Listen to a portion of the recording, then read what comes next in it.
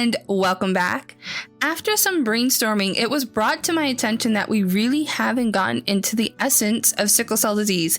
We haven't specifically explained what it is and all the components that make sickle cell, well, sickle cell. We will also further explain what population at risk means and common health disparities, specifically disparities in healthcare, and April is Minority Health Awareness Month. So, I'm Lucy, your host. You're listening to Sickle Talk, and let's talk about sickle cell.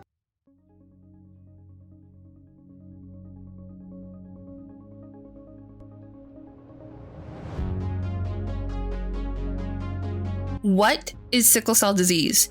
For me to explain what sickle cell disease is, I must first talk about blood. Understanding the blood more specifically, because sickle cell disease is a blood disorder. I will keep this simple, I promise, because it can get a little complicated. So, understanding blood. Blood carries food, oxygen, and other important things throughout your body. Blood will also remove waste, such as carbon dioxide, outside of your brain and other organs. It is the most important material your body makes. An adult, on average, makes about 5 liters of blood, which equals a gallon and a half of milk, which is 1.5 gallons. For those who might need a visual or a comparison, it is made of 3 types of cells: red cells, white cells, and platelets. Red cells are sort of donut shaped, and they are very soft and can move throughout the body very easily. Think of red cells like a squishy toy. It keeps its shape, but it can be bent and squeezed. They're the cells that carry oxygen to your lungs and carbon dioxide out. They typically have a lifespan of 120 days and are destroyed in the spleen or other organs. The red cells are the star of sickle cell disease. That shape we just talked about, how average blood cells are round or donut shaped, and those with sickle cell disease, the shape is different. Instead of donut shaped, it is crescent shaped. Also, instead of being soft, it is rigid or hard. White cells are the defenders. They combat invading germs, cancer cells, viruses, and chemicals. There are different types of white blood cells, and each has a specific task.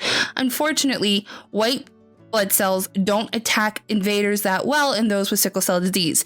This is why you'll commonly hear that those with sickle cell disease are at high risk for colds, viruses, and other forms of illnesses. Platelets are the band-aids of the body. They plug holes in the blood vessels, which helps stop any bleeding.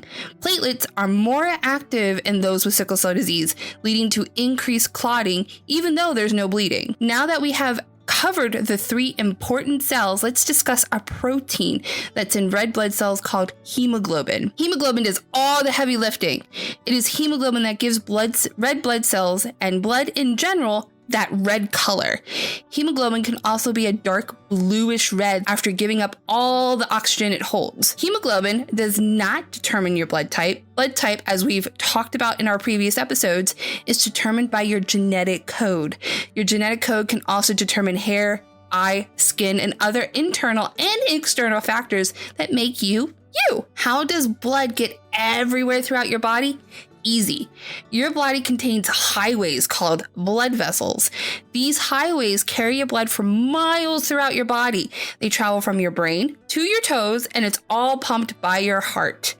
Bone marrow is the blood factory, which produces red cells, white cells, and platelets from stem cells. It makes blood according to the DNA, which is inherited from mom and dad, as we discussed before. The red cell cycle is essentially the life cycle of red blood cells. Red blood cells, once again, typically live for 120 days. They are formed by absorbing iron, protein, B vitamins, and folate, which are building blocks of red blood cells and hemoglobin. They absorb all of this from the food inside of our intestines. Newly made red cells take about 2 days to mature and are distributed throughout the body. After about 120 days, the red cells begin to be destroyed, and they are easily damaged. Your body will recycle the iron and protein broken down from the red cells, while the hemoglobin is broken down into a chemical called bilirubin. Why is any of this important? It's important because understanding the basics of blood can help people grasp sickle cell disease. The human body is a delicate machine, and all it takes is a faulty gear to throw everything out of whack. In our case, that faulty gear is inherited genetics. People with sickle cell disease have hemoglobin that's different from someone who doesn't have it. The main difference is how sickle cell hemoglobin acts when it loses oxygen. Without oxygen, sickle cell hemoglobin becomes rigid and hard, making it more difficult for those cells to travel through the blood vessels. Sickled blood is also stickier than normal blood, which causes them to clump together, blocking flow through the vessels. This loss of blood flow can cause body cells to die and cause pain and other complications. In those with sickle cell disease, the life cycle of the red cells is shorter, about 3 times shorter. Red cells in those with sickle cell disease have a lifespan of about 15 to 20 days. This becomes the main reason for anemia in individuals with sickle cell disease. Once again, the defenders of the body, or white blood cells, are less active in those with sickle cell disease. According to the National Institute of Health, or NIH, sickle cell disease patients frequently have an abnormal white blood cell count. This means that people with sickle cell disease are commonly seen with low white cells. This makes fighting infections harder. Another word that is paired with white blood cell count is high risk or immunocompromised. Immunocompromised means that someone can't fight off colds, flu, and other forms of infections or viruses easily. They're at high risk of serious and life-threatening infections. This is why vaccinations are vitally important, because it lowers the chances of serious infections. Platelets, once again, are the band-aids of the body. However, in those with sickle cell disease, it's commonly high and is often referred as platelet hyperactivity. According to Johns Hopkins, a high platelet count can cause clots, bleeding, weakness, and bruising. Now, sickle cell disease, as discussed in a previous episode, is caused by a mutation or a change in the genetic code. Specifically, this change deals with the building blocks of hemoglobin. The health of the hemoglobin sort of determines the health of the body. I don't want to get too complicated because this is where I might start losing everyone, so once again, I will keep it simple. While explaining the basics of blood can help in understanding sickle cell disease, it doesn't include genes or chromosomes, which is the primary reason for the mutations. Genes are responsible for determining our physical traits and many other things about us. They carry the information that makes us who we are, such as skin, hair, and eye color, if we have dimples or freckles, and other traits. These traits are often inherited from our parents. Each cell in the human body contains around 25,000 to 35,000 genes. Genes are found in teeny tiny structures called chromosomes, which are located inside cells. Chromosomes come in matching sets of 2, and there are hundreds or thousands of genes in just one chromosome. Chromosomes and genes are made of DNA. The nucleus is a small egg-shaped structure inside the cell, and it acts as the brain of the cell. It tells every part of the body what to do. It contains our chromosomes and genes. In humans, a cell nucleus contains 46 individual chromosomes, or 23 pairs of chromosomes. Half of these chromosomes come from one parent and the other half come from the other parent.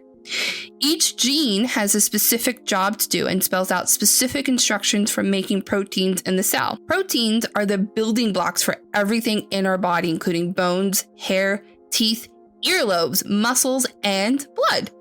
Genes also come in pairs, and each parent passes along one copy of each of their genes to make up the genes we have.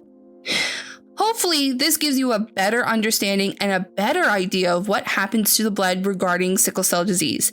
This is a very, very basic overview, and if you guys have specific questions, you can email us at sickletalk@ascaa.org, which is SICKLETALK at ascaa.org, and we may answer them in our next podcast. Our next topics are health disparities, inequities, and population at risk. According to the Centers for Disease Control and Prevention, health disparities are preventable differences in the burden of disease, injury, violence, or in opportunities to achieve optimal health experienced by socially disadvantaged racial, ethnic, and other population groups and communities. Health disparities and inequities take on many forms, and it's not just one issue. Research has proven that health disparities have more of an impact on minority communities. Because of this, minority groups are at a disadvantage for common health screenings and have an increased risk for illnesses such as diabetes, heart disease, cancer, stroke, asthma, hypertension, and more. While federal screenings such as the newborn screening program make sure that newborns are screened at birth, once a child transitions into adult care, the buck seems to stop. Health disparities and inequities can be broken down into several factors: stability, environment, education, food, safety, and healthcare. Before we break it down into sections, we will be specifically looking into health disparities in healthcare. So, breaking it down even further, stability accounts for employment and income. How stable is a single person or a family financially? Environment accounts for housing, transportation, and even access to parks. Education accounts for schools, language, and training. Food accounts for food security and accessibility to healthy options. Safety accounts for support systems, communities, stress, and even exposure to violent situations. And finally, healthcare accounts for hospitals, access to doctors, ERs, and urgent care, and the quality of care received. While anyone, regardless of race or gender, can experience health disparities, those of minority backgrounds, African Americans, Black, Hispanics, Latinos, Asians, Native Americans, Indigenous, and other minorities are at a further disadvantage because of their race. When the term health disparity is used for certain ethnic and racial social groups, it means that these groups face an increased likelihood and severity of certain diseases, worse health outcomes, and greater challenges in accessing healthcare services. If there are avoidable systemic barriers to good health, these are known as health inequities. Once again, this could be a further issue if location, safety, education, stability, and those other points that we briefly covered are considered. What I mean by this is that someone living in a very rural area is at risk for a health disparity. How, you might ask? Because they might not have an easy way of accessing healthcare or food or even education thanks to their location. Before jumping into our next topic, I want to define the difference between health inequality and health disparity, because sometimes people use these terms interchangeably, and to be fair, they can be used interchangeably, but there is a difference between these two terms. Once again, health disparities is differences in health outcomes among different populations due to biological and or genetic causes that are sometimes avoidable differences and other times they're unavoidable differences. For example, sickle cell anemia affects African Americans and Blacks at a disproportionately higher rate, while health inequity is differences in health outcomes among different populations due to systemic injustices or unfairnesses that are avoidable. For example, pain management might be difficult to receive because of racial and gender bias. Our last topic for today's podcast is population at risk or at-risk population. Since the start of this podcast, I've thrown these phrases out a few times, and you've seen it on our social media and website. But what exactly does it mean? The definition isn't as specific as health disparities, and it entails a wide range of people. However, the NIH defines it as included but not limited to the poor, frail, disabled, economically disadvantaged, homeless, racial, and ethnic minorities, persons with low literacy, victims of abuse or persecution, and persons with social risk factors such as isolation. In the case of sickle cell disease, the at-risk populations are our minority communities. April is also National Minority Health Awareness Month. Minority Health Awareness Month aims to spread awareness about health disparities and inequities that are among minority communities. According to the Human Health Services, or HHS, this year's theme is Be the Source for Better Health. It hopes that this approach will help reduce health disparities and inequities among vulnerable populations. According to the NIH, the National Minority Health Awareness Month was established in 1915 by Booker T. Washington. In 2002, National Minority Health Awareness Month received support from the U.S. Congress with a resolution stating, a National Minority Health and Health Disparities Month should be established to promote educational efforts on the health problems currently facing minorities and other populations experiencing health disparities. Minority health is important, and it goes all the way back to what we've already discussed with health disparities and equities. If you want more information about Minority Health Awareness Month, you can check out the FDA, the NIH, specifically the National Institute on Minority Health and Health Disparities, and the HHS. Links will be provided wherever in the description box above or below. Before we wrap up this episode, we have an event coming up. Our Sickle Cell and You event will be on Saturday, April 27th. We will have games and fun for the kids and resource for the adults. Come join us and connect with others in the community who have sickle cell anemia. You can find more information on Eventbrite or our social media pages. Calling all artists with sickle cell anemia, this is your time to shine. We have our open submissions for stories, drawings, both digital and traditional, and other forms to be shared on Sickle Talk and showing off the wonderful artists with sickle cell anemia. Email us for more information about that. Podcasts are typically released monthly. There are 2 times dedicated to when podcasts are released, either the last Friday of the month or on the last Friday of the month. Just a sort of heads up, the scheduling for podcasts might adjust slightly as we go on, as we find our rhythm with releases. While you are here, please like and even subscribe so you don't miss future episodes. Follow us on social media. You can find us on YouTube and YouTube Podcast, Twitter, Facebook, Spotify, Threads, Instagram, iHeartRadio, and Amazon Music. And we are now on Apple Podcast as of now. Whenever this episode is released, we are officially on Apple Podcast. You can now find us there. Thank you guys for listening. And until next time, I'm Lucy, your host. You've been listening to Sickle Talk. Sickle Talk is owned and operated by the American Sickle Cell Anemia Association. It's funded by viewers and listeners like you. Thank you.